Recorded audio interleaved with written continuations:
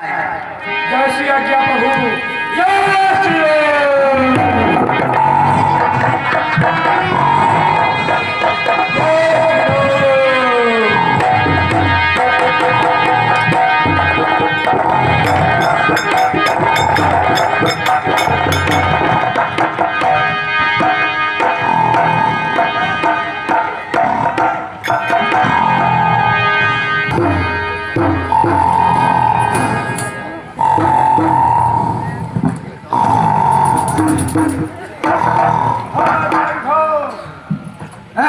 बैदराज जी आंखें खोलो।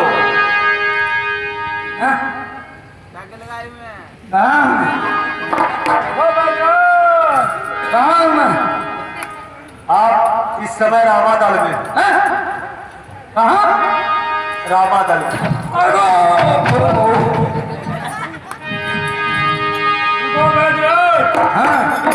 बहुत संकट में हूँ। तुम्हारे कौन